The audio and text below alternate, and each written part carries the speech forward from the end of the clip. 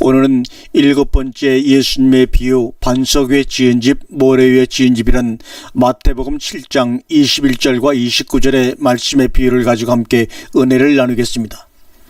많은 성도님들이 지금까지 이 본문을 행함이 있는 믿음과 행함이 없는 믿음의 대조로 이해하고 있는데 그러나 아닙니다.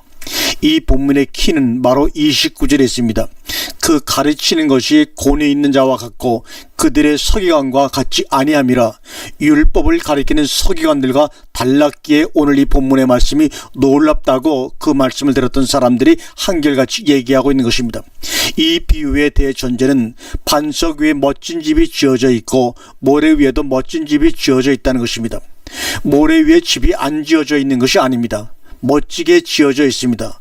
외형으로만 본다면 어떤 기초 위에 지어져 있는지 아무도 모릅니다. 이 비유는 집의 외형에 관한 이야기가 아니라 집의 기초에 관한 이야기를 지금 성경서 하고 있습니다. 다시 말하면 어떤 행위를 했느냐가 중요한 것이 아니라 어떤 기초 위에 있느냐가 더 중요한 것입니다.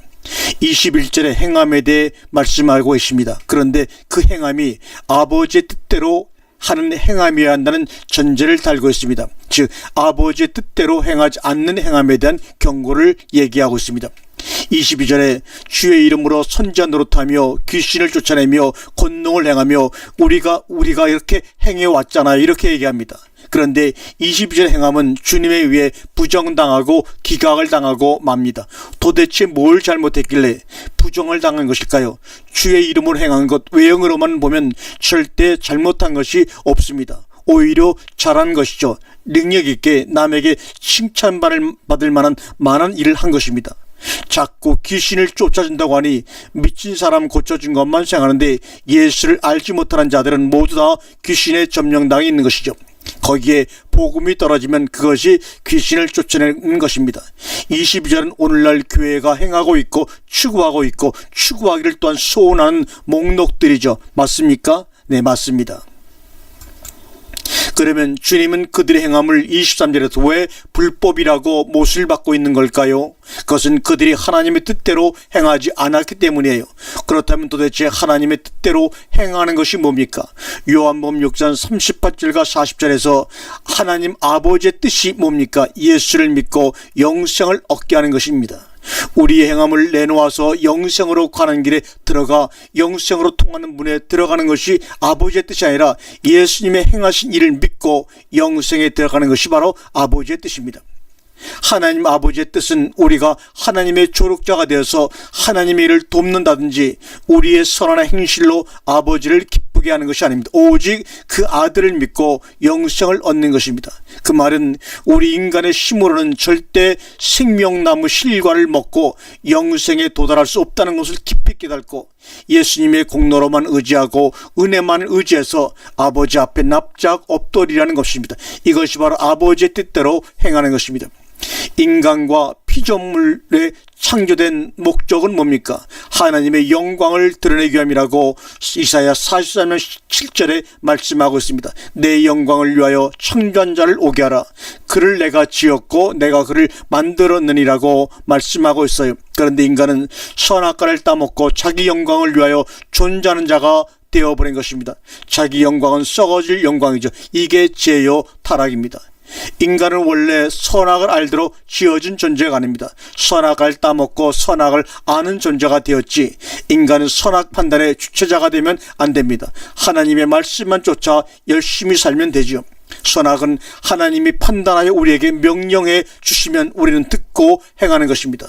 선악과를 따먹은 후 선악 판단의 주체자가 되어 스스로 신이 되어버린 겁니다. 선악과를 따먹은 후 자신들의 선악 판단 기준을 가지고 생명나무를 먹으려고 온갖 짓을 다했으며 지금도 진행 중입니다. 스스로 영생에 이르려고 인간들의 갖가지 방어 기제가 여기서 나오는 것입니다. 바벨탑 문화와 문명, 윤리, 이념, 철학, 과학, 군사체계, 심리, 종교적인 가르침 이런 모든 것들이 바로 인간들의 역사입니다. 그러나 이런 모든 방어 기제는 어디에도 하나님의 영광은 보이지 않는다는 게 문제입니다. 그 시도의 중심은 인간이며 그 모든 시도로 인해 유익을 얻는 것도 또한 인간입니다. 그게 바로 죄인 것입니다. 생명나무로 들어가는 길은 어떤 세상의 체계를 가지고는 들어갈 수 없도록 막혀 있습니다. 거기에 접근 불가라고 쓰여 있습니다. 그런데 인간들은 행하고 행치 않고를 가지고 그 생명나무 동산을 침노하려고 하고 있습니다. 그러나 그런 것들을 가지고는 분명히 못 들어간다고 오늘 비유해서 말씀하고자 하는 것입니다. 여러분이 천국은 침노당한다 하셨는데 그것은 우리가 선한 행위로 침내에 들어가는, 그래서 점령하는 것이 아니라 예수님께서 우리 속으로 침노하여 들어오셔서 하나님의 나라를 완성하여 주시는 선물을 말씀하고자 하는 것입니다. 무엇으로 침내에 들어오시나? 십자가로. 이것이 바로 영적인 전쟁입니다. 영적 전쟁이 어느 공간이나 사람을 향하여 벌리는 전쟁이 아닙니다. 성령이 침노하여 들어오셔서 하나님의 나라에 필요치 않은 것들을 다 잘라내십니다. 그래서 우리는 그것을 고통, 고난, 낮아짐, 비움, 병듦이라고 느끼며 우리에게 수시로 다가오기에 때로는 견디기가 너무 쉽는 것입니다. 그러나 분명히 말씀하시기를 감당할 시험밖에는 허락지 아니하시며 피할 길을 주신다고 말씀하고 있어요. 하나님, 내가 무엇이간데 나 같은 것을 위하여 그렇게 영적인 전쟁을 하십니까? 내가 무엇이간데 내 안에 당신의 나라를 완성하시고 함께 하시려고 하십니까? 감사합니다. 고맙습니다. 이게 바로 착한 일입니다. 위대한 일을 하는 것입니다. 예수 그리스도를 영접하는 일이 가장 위대한 일입니다. 가장 큰 착한 일입니다. 예수는 율법으로 우리를 심판하시고 구원을 하시는 것이 아닙니다. 하나님의 사랑, 십자가의 사랑으로 우리를 구원하시고 그것을 받아들이지 않는 자들에게 이미 심판으로 다가온 것입니다. 그래서 믿는 우리들에게는 십자가는 하나님의 능력이지만 믿지 않는 그들에게는 십자가는 미련한 것으로 보인다고 말하지 않습니까? 예수님 그렇게 십자가의 고난과 고통을 겪으시고 감당하셨으니 이제부터는 내가 그 오명을 벗어드리겠습니다. 당신의 이름, 주의 이름만 사용하도록 하신다면 말이죠.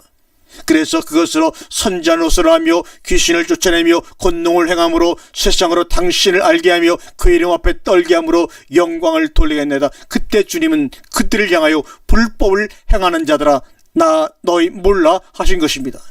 더군다나 현대교회가 가장 바라는 일인데 그것을 불법이라고 하셨다면 오늘날의 교회는 불법을 행하거나 마음속에 갖고 있는 집단이란 말입니까? 그들이 행하는 일은 모든 사람에게 선한 일이고 사람들이 바라는 착한 일인데 주님은 왜 그렇게 화를 내시며 불법을 행했다고 하셨을까요? 하나님의 뜻대로 행하지 않았기 때문입니다. 하나님의 뜻은 이사야 44장 7절 말씀처럼 자신의 영광을 위하여 모든 피조물을 지었는데 그들이 행한 일의 중심에는 자기가 중심이 되었고 자기에게 유익과 영광이 돌아가기에 그리하신 것입니다. 고로 우리는 나의 사명, 행함, 노력, 꿈 때문에 하나님의 영광을 도적질하고 있지 않는지 스스로에게 자문해 보아야 합니다. 율법은 행하라고 지키라고 주신 것이 아닙니다. 그런 것 가지고 하나님 나라에 들어갈 수 없음을 알았습니다. 나에게는 오직 예수 그리스도의 은혜의 공일만이 필요합니다. 그렇게 폭로되어 지도록 주님이 주신 것입니다. 그런 폭로당하기 싫으니 성경 말씀을 우리가 멀리하는 것입니다. 성경을 멀리하는 것만큼 이념과 종교와 문화와 행위 속으로 숨어버리고 우리의 노력과 행위 속으로 숨어버리고 마는 것입니다. 아담과 이브가 선악과를 따먹은 후 자신들의 치부가 폭로되자 하나님께 나와 구원을 요청하지 않고 남의 입으로 자신들을 가린 것처럼 우리의 모습이 그와 똑같지 않습니까? 성령은 우리 속에 들어오셔서 우리의 모습을 폭로시키고 오직 주님만을 삼아하며 살도록 인도하십니다. 그런데 우리는 반대로 성령의 능력만을 가지고 세상의 것으로만 채우려고 합니다. 주님은 그것을 잘라내시려고 하는데 이것이 성령을 모독하는 것이고 성령을 해방하는 것입니다. 이것이 영적인 삶이요 영의 세계입니다. 영의 세계란 시간과 공간을 초월한 삶이요 거기에 제한받지 않는 영원한 삶, 영생입니다. 그 끝은 영원한 생명이요 그러나 시간과 공간에 매이는 삶은 육적인 삶이요 그 마지막은 죽음이라고 말씀하고 있습니다. 그런데 주님이 주신 길이 너무 쉬우니까요 자존심이 상한다 이 말이죠. 그래서 그 길로 안 가는 거예요. 그리고 좁은 길을 스스로 뚫고 들어가려고 합니다. 그러나 알다시피 불가능하죠. 스스로 뚫고 들어가려 한 결과 스스로 뚫고 들어가려고 한 결과가 바로 역사의 부산물이요 배설물입니다. 그 부산물이 바로 기하여 전쟁이요 양극하여 범죄요 불효요 이루 말할 수 없는 많은 것들이 배설물로 냄새를 풍기고 있단 말입니다. 그러나 그리스도 안에 들어가 하나가 되면 지성소 안으로 쉽게 들어갈 수 있다. 이것이 바로 은혜입니다. 그런데 먼저 하나님이 우리 안으로 들어오시겠다고 하시며 심노를 하셔서 들어와 계신 것이죠. 이게 바로 성도요 하나님 나라의 백성들입니다. 내가 주님 안으로 들어간 것이 아니라 예수 그리스도의 십자가의 사랑으로 뚫고 우리 속에 들어오신 겁니다. 그것을 믿으면 됩니다. 그것을 영접하면 되는 것입니다. 그게 바로 하나님의 일을 하는 겁니다. 우리가 어떻게 하여야 하나님의 일을 하오리까라는 질문에 내가 보낸 자 예수 그리스도를 믿는 것이 바로 하나님의 일을 하는 것이라고 성경은 증언하고 있지 않습니까? 하나님을 위해서 팔이라도 하나 자르면 자르겠어요? 빌딩 꼭대기에서 뛰어내리라면 뛰어내리겠어요? 그런데 그런 걸 말고 믿으라는 겁니다. 그러나 믿지 못하죠. 왜요? 자존심이 상해서 뭔가라도 해서 해야지 직성이 풀리고 안정이 되는 거예요. 그러니 시간과 환경과 처지에 따라 구원받았다 안 받았다 천국과 확신이 있다 없다가 내 마음과 생각에서 요동치는 겁니다. 그러니 마음의 평화가 있을 수가 없는 겁니다. 그래서 요한복음 14장 1절에 주님이 마음에 근심하지 말라 하나님을 믿으니 또 나를 믿으라고 말씀하고 있지 않습니까? 십자가의 피를 믿는 길 외에 다른 길을 우리에게 주신 적이 없습니다. 그 외에 다른 모든 시도는 결국 죽음의 시도일 뿐입니다. 선악과를 따먹고 행복하지 않은 인간들은 절대로 은혜 앞에 굴복하지를 않습니다.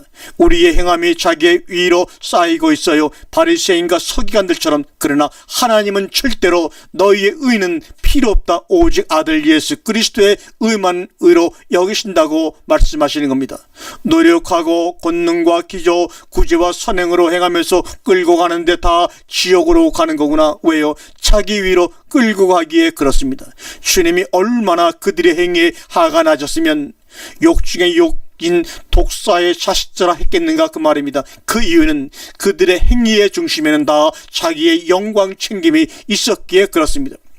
마태복음 6장 1절 6절에 사람에게 보이려고 자기 영광을 챙기려고 하는 모든 착한 일 행위가 다 불법을 행함인가 하시는 것을 말씀하고 있습니다. 마태복음 7장 23절에 불법을 행하는 자들아 내게서 떠나가라. 우리가 주여 주여 외치는 것은 능력 달라고 권능 달라고 그래서 그것 가지고 뭔가 자랑스러운 일을 하게 해달라고 주여 주여 부르고 있는 것입니다.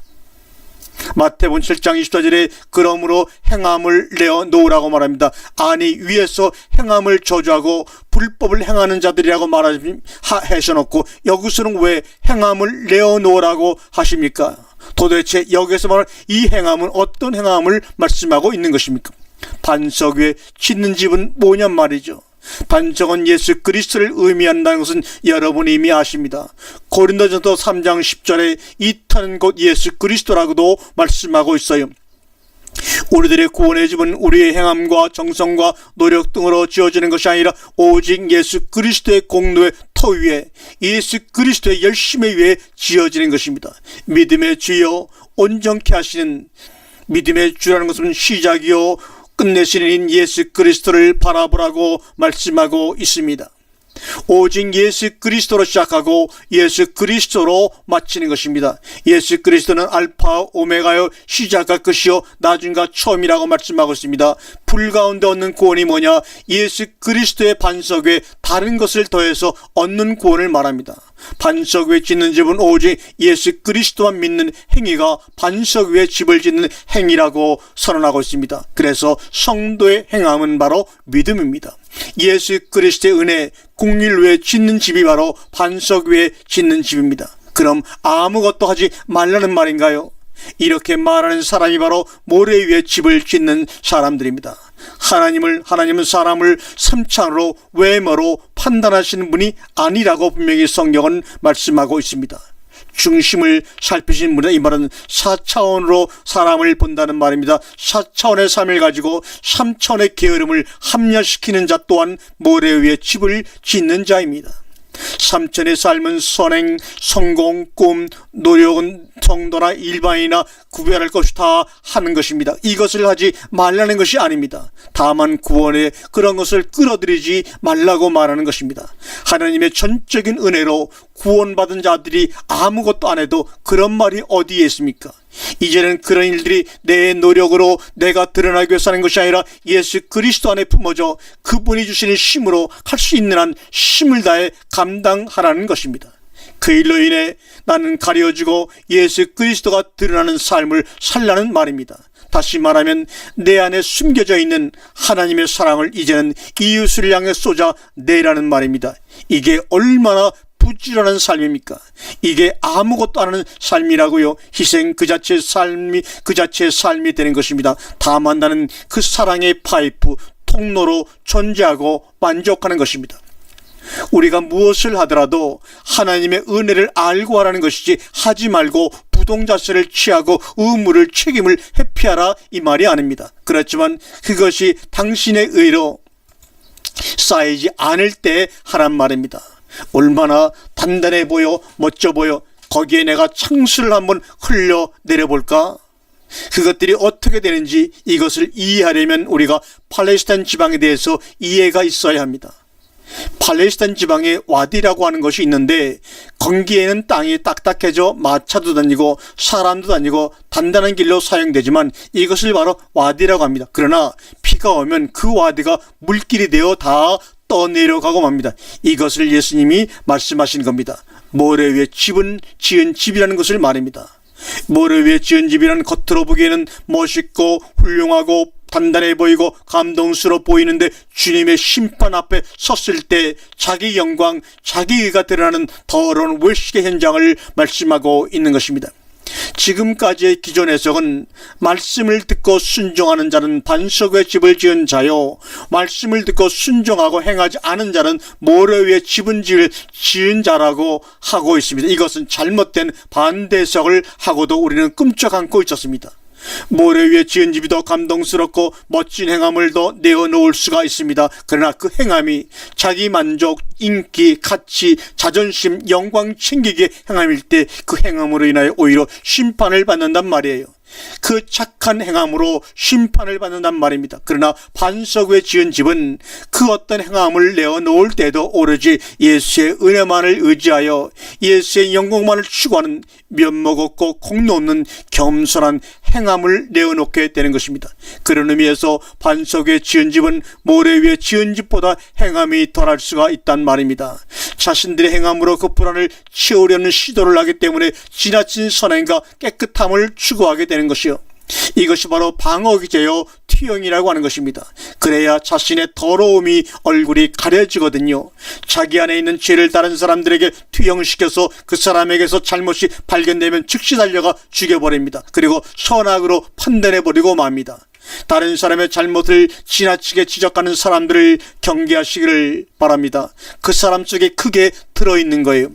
자신들의 마음속에서 스스로 폭로되고 더럽고 추악한 자신의 모습을 도덕과 선행과 율기로 감춰서 지저분한 자신의 모습을 가리려는 시도, 이것들이 저주받을 인간들의 추악한 방어 기제들입니다.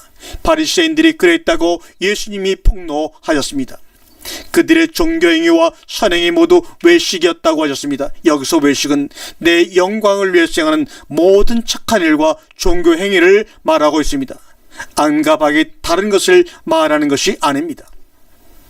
그래서 기도를 해도 길 가운데서 길게 소리질러 있고 금식을 해도 수척한 척, 고통스러운 척 하는 거예요. 남을 도울 때도 남팔을 불고 있고 헌금을 해도 보란듯이 남 앞에서 드러나게 폼나게 합니다. 이런 선한 행위가 모두 모래 위에 지은 집이고 불법을 행함입니다. 우리의 신앙생활에 진정 자신의 가치 챙기기, 자존심 챙기기에 나온 것이 아니라고 자신있게 누구든지 말할 수가 있나요? 왜 나는 아직도 나의 가치 챙기기, 영광 챙기기, 자존심 챙기기에서 벗어나지 못하고 불법을 행함으로 모래 위에 집을 짓고 있는 것일까? 정말 나에게는 하나님의 은혜가 필요하다고 하는 고백과 함께 내놓는 눈물, 그 눈물을 하나님이 보시기를 원하는 거예요. 그게 바로 자기 부인입니다. 헌금, 선교, 전도하지 말라는 것이 아닙니다. 열심히 하십시오. 다만 나는 이 모든 행위가 진심으로 하나님의 영광을 위해 행해지지 못할까? 나는 시간 점점 진정 하나님의 은혜만이 필요합니다라는 고백 속에서 하라고 하는 것입니다. 그 행위가 자기의 가치, 자기의 의를 쌓도록 행위가 되지 말라는 말입니다. 헌금, 선교, 전도, 봉사 이런 것 하나에도 온전히 하나님의 영광을 위해 할 수 없는 존재라는 것을 인식하고 하나님의 은혜만을 사모하라는 것이지, 그래서 하라고 하시는 것입니다. 하나님이 무슨 돈이 필요해서 헌금하라고 하시나요? 그런 것 아니잖아요. 선교에 우리의 힘을 보태지 않으면 하나님이 하실 수가 없나요? 아니지요. 헌금하면서 진정한 헌금을 하지 못하는 나를 폭로당하고 전도 선교를 해도 말이죠, 예수님이 나를 위해 첫 번째 예물로 드려졌지 않습니까? 그래서 나는 나를 드리는 것이 헌금이란 말입니다. 너의 몸을 거룩한 산제사로 드려라. 그런데 나는 왜 그게 안 되고 나는 이만큼 헌금하고 11조도 남보다 많이 했으니 하나님이 기뻐하시고 내 사업에 축복해 주시겠지? 내가 지은 죄 요만큼은 상세해 주시겠지? 그러면서 또한 남을 의식하죠. 저 사람 요새 하나님 축복을 많이 받았나 봐. 11조를 저렇게 많이 하는 걸 보니 참 신앙 대단해. 왜 그런 마음으로 헌금을 하니? 그것을 알라고 하는 것입니다. 왜요? 하나님은 우리의 외적인 것, 외모를 보시고 판단하시는 분이 아닙니다. 마음의 중심을 살피는 분이십니다. 이런 경우를 통해서 날마다 너의 마음의 중심을 알고 나에게 나아오라는 것입니다. 얼마나 하나님의 은혜가 필요한지 깨닫고 사모하라는 것입니다. 그런데 우리는 이런 하나님의 마음을 이용해 먹고 있지를 않습니까? 특히 교회에서 지도자들이 말입니다. 은근히 성도들의 자존심을 부추겨서 할 수 있거든요. 무슨 말이냐? 당신도 할 수 있어요. 거기에 하나님의 은혜가 어디에 들어가 있습니까? 그들의 자존심을 세워줌으로 그들의 행위를 끄집어내어 결국 어디에 쓰려고 합니까? 마태복음 7장 15절에 거짓 선자를 상가라고 나옵니다. 그래서 본문 비유 뒤에 바로 거짓 선자가 뒤따라 나오는 것입니다. 거짓 선자는 양의 옷을 입고 거짓 선자의 목적은 노략질입니다. 이 거짓 선자가 바로 마태복음 7장 22절에서 주여 주여 하는 불법을 행하는 바로 그 거짓 선자들입니다. 그런데 그들이 모두 양의 옷을 입었다가 중요한 것입니다. 문선병이나 박대순이나 이병헌이나 신천지 교주들은 양의 옷을 입은 자일까요? 아닙니다. 그들은 이미 이리임을 마귀임이 폭로가 되었습니다. 그들은 이리의 옷을 입은 이리요 늑대요 독사입니다. 그런데 양의 옷을 입은 이리는 정말 옳아 보이고 깨끗해 보이고 정직해 보이는데 실상은 양들을 노략질하는 그런 자를 말하고 있는 것입니다. 여기서 노략질이라고 하니까 돈을 갈취하는 파렴치한을 떠올린 것 같은데, 진짜 무서운 노략질은 사람의 생명을 노략질하는 것입니다. 그럼 거짓 선자들은 어떻게 양들의 생명을 갉아먹습니까? 예수님이 거짓 선자를 상가하시면서 갑자기 열매 이야기를 하시고 있습니다. 마태복음 7장 16절과 20절의 말입니다. 열매는 청빈의 열매, 기부의 열매입니다. 빌 게이츠가, 간디가, 법정 스님 등이 우리가 볼 때는 세상적으로 청빈의 삶을 살아가며 기부한 최고의 사람들입니다. 그러면 그들은 참 선지자가 내어놓는 열매를 내어놓은 거 맞나요? 아니잖아요. 그렇다면 그 열매로 판별하는 거예요. 아니지 않습니까? 하나님께서는 당신의 백성에게 요구하시는 열매가 따로 있습니다. 세상들이 내어놓을 수 없는 특별한 열매를 의미합니다. 세상 사람들이 다 내어놓을 수 있는 열매라면 하나님은 그것으로 절대 지옥과 천국을 가르면 안 되죠. 바로 그 열매는 무엇입니까? 믿음입니다. 세상 사람들은 아무리 착하게 살아도 믿음의 열매를 하나님 앞에 내어놓을 수가 없어요. 절대로 내어놓을 수 없는 열매입니다. 내가 왜 하나님만을 믿어야 해? 수행도 하고 고행도 하고 수도를 쌓아 착한 일을 하면 생명나무에 도달할 수 있고 해탈할 수가 있는데 왜 내가 꼭 예수를 믿어야 구원이 되나? 아니잖아. 이게 바로 세상 종교입니다. 범신론은 해탈과 극락과 윤회를 주장합니다. 거기에 불교, 힌두교, 이슬람교도 있습니다. 이슬람교는 폭탄을 들고 자살하게 되면 천국에 가서 큰 상급을 받는다고 합니다. 또 중산도가 있고 여호와 증인들도 있습니다. 이런 모든 종교들이 자신들의 힘으로 심령남의 길을 갈 수 있다는 겁니다. 그래서 그렇게 열심히들 하는 겁니다. 그런데 그들의 모습을 보면서 부러워하면서 이단했지만 그들의 행위와 수고는 본받아야 해. 우리가 이딴 말이나 하고 있으니 얼마나 우리의 신앙의 수준이 한심합니까? 그러면서 우리 개신교는 왜 그렇게 못하지? 거꾸로 개신교를 판단하고 비판하는 사람들이 있습니다. 교회를 다닌다는 사람들이 말입니다. 이것은 조금의 은혜가 뭔지 믿음이 뭔지 모르는 사람들이 하는 말입니다. 교인들 가운데서도 말입니다. 오직 성도만 참된 믿음의 열매를 내어놓을 수가 있어요. 믿음이란, 우리가 생각하는 믿음이란 그 자체가 자기 긍정을 해버리는 대전제를 함유하고 있습니다. 나를 신뢰하는데 왜 다른 종교 하나님을 믿어요? 그러나 참 믿음은 나라는 존재를 긍정하는 것이 아니라 나라는 존재를 부인하는 데서부터 시작이 되는 것입니다. 그렇게 믿음에 의해서 자기가 부인되고 성령에 의해서 그들 속에 맺혀지는 게 있는데, 갈라디아서는 그 열매를 세분해서 이렇게 말하고 있지 않습니까? 갈라디아 5장 22절에 성령의 9가지 열매로 말합니다. 여기서 성령의 열매는 소유격이 아니라 주격입니다. 즉 성령이 맺으시는 열매라는 것입니다. 이 성령의 열매는 예수를 믿는 순간 즉시로 맺어지는 게 아닙니다. 하나님의 나라가 완성될 때 그때 완전한 열매로 우리 안에 자리 잡게 되는 열매인 것입니다. 이러한 성령의 열매가 열리기 위해서는 반드시 전제되어야 될 것이, 내가 내 가치를 챙기기로 행했던 선행들과 종교적인 열심이 먼저 제거가 되는 게 선행되어야 합니다. 지상이면 감찰이라 이런 말은 좋은 말 같지만 세상의 논리요 교리입니다. 하나님을 믿어야 감동시킨다는 것이 바로 성경의 주입니다. 우리가 하나님을 감동시키기를 하나님은 원하지 않으십니다. 하나님이 우리를 감동시키신다니까요. 설교를 선동이나 웅변으로 하지 마시길 바랍니다. 세상서 들을 수 없는 예수 그리스도의 십자가의 은혜만을 말씀을 통하여 증거하시길 바랍니다. 은혜를 모르면 우리 사람들은 하나님을 절대로 사랑할 수가 없어요. 하나님을 사랑하지 못하면 그분과 화목할 수가 없습니다. 우리가 이 땅에서 유일하게 하나님과 화목하고 가는데 그분을 너무 몰라요. 그렇다면 오늘 본문 마태복음 7장 13절과 14절의 좁은 문도 다른 뜻으로 봐야죠. 14절에 생명으로 인도하는 문은 좁고, 이 말은 생명나무로 가는 길입니다.